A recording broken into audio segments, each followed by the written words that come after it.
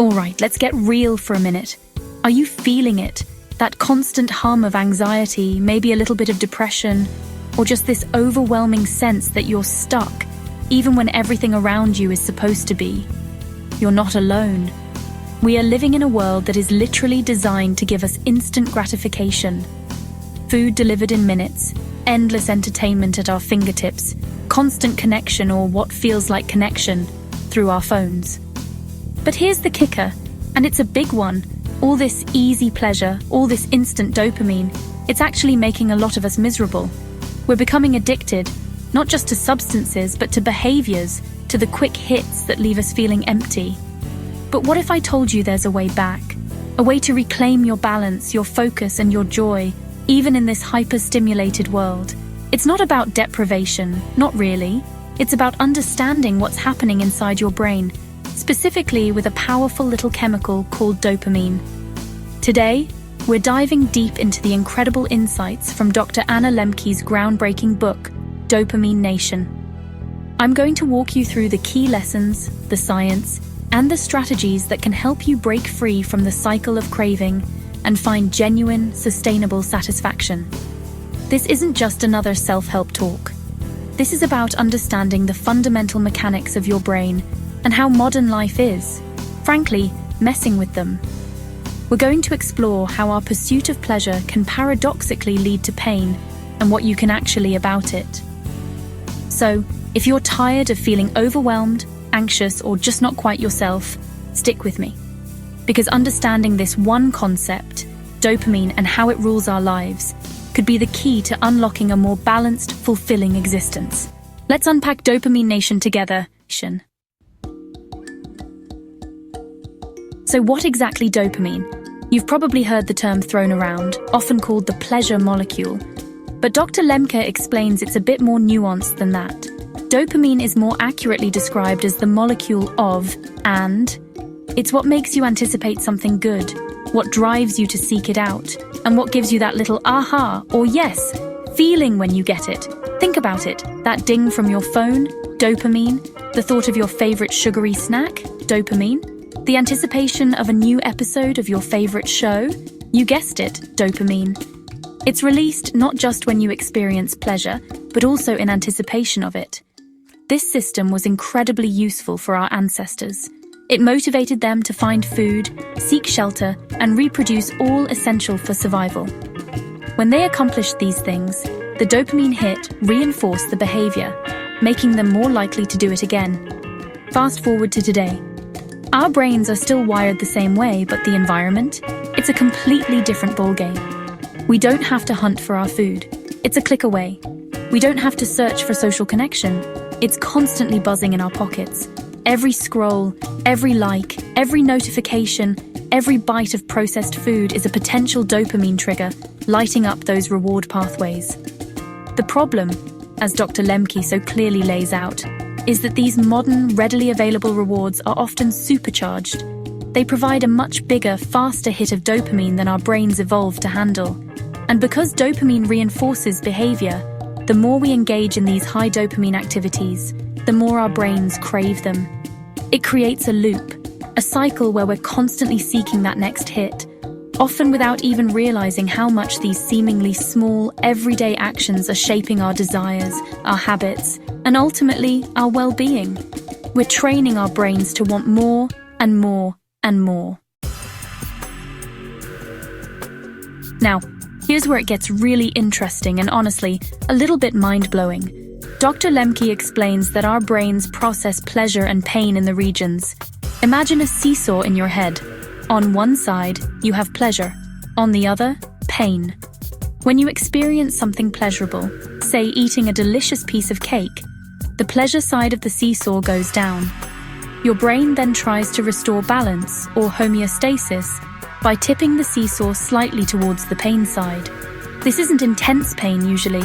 It's more like a subtle craving, a slight feeling of wanting more once the initial pleasure fades. This is a natural, adaptive mechanism. But what happens when we're constantly, relentlessly bombarding our brains with high dopamine, pleasurable experiences? Think about binge-watching a show for hours, scrolling social media endlessly, or indulging in sugary treats all day. Each hit of pleasure pushes that side of the seesaw down, and each time, the brain compensates by pushing harder towards the pain side. Over time, with repeated intense stimulation, the brain doesn't just return to baseline, it overcorrects. That pain side starts to get heavier, and it takes more and more pleasure just to feel normal, just to get the seesaw back to level.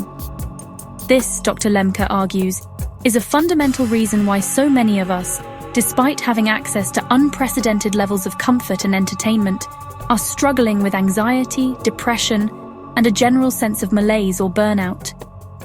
Our pleasure-pain balance is out of whack.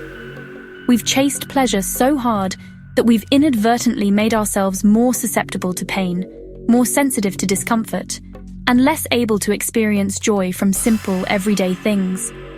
The very things we do to feel good can, in the long run, make us feel worse. It's a cruel irony, but understanding it is the first step to fixing it. So if our brains are overloaded and our pleasure-pain seesaw is stuck on the pain side, what can we actually about it? This is where Dr. Lemke introduces a powerful, though initially challenging concept, the dopamine fast. Now, before you panic, this doesn't necessarily mean depriving yourself of all joy forever. It's about strategically and intentionally abstaining from specific high dopamine behaviors for a set period. Typically, she suggests around 30 days, to allow your brain's reward pathways to reset and resensitize. Think of it like giving your overworked dopamine system a much-needed vacation. What kind of activities are we talking about? It's personal, but common culprits include social media, video games, online shopping, pornography, sugary foods, or even compulsive news checking.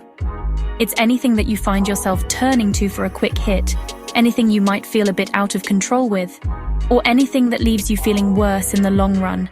The idea is to remove these potent, artificial sources of dopamine so that your brain can recalibrate. During this period, you might feel restless, bored, or even a bit down. That's normal. That's the pain side of the seesaw trying to find its new equilibrium. The magic happens, Dr. Lemke explains, when you push through that initial discomfort. By abstaining, you allow your dopamine receptors to recover. Simple pleasures start to feel enjoyable again. Your mood can stabilize. You might find you have more mental clarity and energy. It's not about eliminating dopamine. That's impossible and undesirable. It's about restoring your brain's ability to produce and respond to dopamine in a healthy, balanced way. This fast isn't a punishment. It's an act of self-care, a way to reclaim your brain from the constant barrage of artificial highs and rediscover the joy in more natural, sustainable sources of satisfaction. It's tough, no doubt, but incredibly empowering. This might sound counterintuitive, especially after we've talked so much about pleasure, but Dr. Lemke makes a compelling case for embracing discomfort. In our modern world, we've become masters of avoidance. Got a headache? Pop a pill? Feeling bored? Scroll your phone? Anxious about a task? Procrastinate with something easy. We're constantly seeking to numb, distract, or escape any hint of discomfort. But here's the paradox. By constantly running from pain, we actually make ourselves more fragile and less resilient. We shrink our capacity to deal with life's inevitable challenges. Dr. Lemke suggests that voluntarily engaging in activities that are initially uncomfortable or effortful can actually help rebalance that pleasure-pain seesaw in our favor. Think about things like exercise, cold showers, learning a difficult new skill, or even just tackling that task you've been putting off. These activities might be challenging in the moment. They press on the pain side of the seesaw initially, but the brain, in its effort to restore balance, then tips towards pleasure. This isn't the fleeting artificial high of a dopamine hit from your phone. It's a more sustained, earned sense of well-being and accomplishment.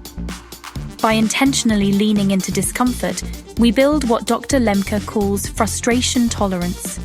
We learn that we can handle feeling bad, that it won't break us. This, in turn, makes us less reliant on those quick, easy fixes for every minor ailment or emotional dip. It builds resilience, self-efficacy, and a deeper, more robust kind of satisfaction than any instant gratification can provide. It's about shifting from a mindset of chasing fleeting pleasures to one of cultivating enduring contentment by proving to ourselves that we can face and overcome challenges. It's about finding the good the hard, not just after it. One of the most powerful aspects of Dopamine Nation is that Dr. Lemke doesn't just present the science. She illustrates it through deeply moving, real-life stories of her patients. These aren't abstract theories. These are raw, honest accounts of individuals struggling with all kinds of addictions, from drugs and alcohol to more socially acceptable, yet equally destructive, compulsions like workaholism, excessive gaming, or even romance novels. She takes us into the therapy room and shows us the human face of this dopamine dysregulation. These stories are so impactful because they make the concepts incredibly relatable. You hear about a young man whose life is consumed by video games, losing his job, his relationships, his health, all for that next digital hit. You learn about a successful professional who can't stop compulsively shopping, filling a void with material possessions but feeling emptier than ever. These narratives highlight the universality of the pleasure-pain balance and how easily it can be tipped in our modern world, regardless of our background or intelligence. They show the insidious nature of addiction to behaviors, not just substances. But crucially, these stories are also filled with hope. Dr. Lemke doesn't just show us the struggle, she shows us the path to recovery.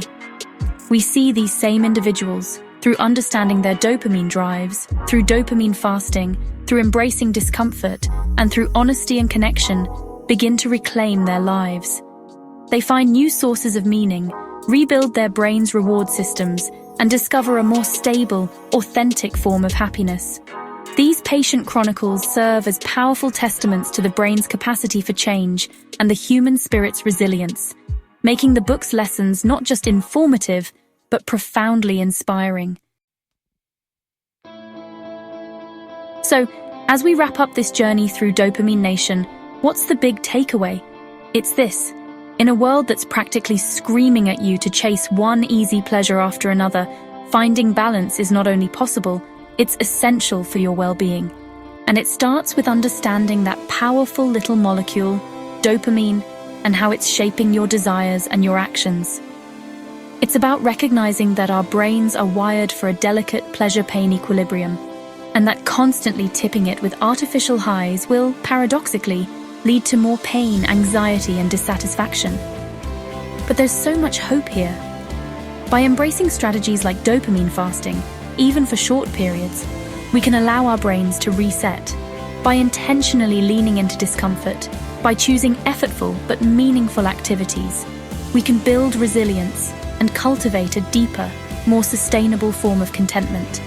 It's about making conscious, intentional choices rather than being driven by a relentless, unconscious pursuit of the next dopamine hit. It's about shifting from being a passive consumer of easy pleasures to an active creator of a life that feels genuinely good and fulfilling, not just momentarily distracting. I really want to encourage you to take a moment and reflect on your own habits. Where in your life might dopamine be running the show a little too much? What small changes could you make starting today to bring a little more balance back to that seesaw? It's not about perfection, it's about progress. Understanding these principles from Dopamine Nation gives you the power to make different choices, to reclaim your attention, and to build a healthier, more present, and ultimately, a more joyful life. You've got this.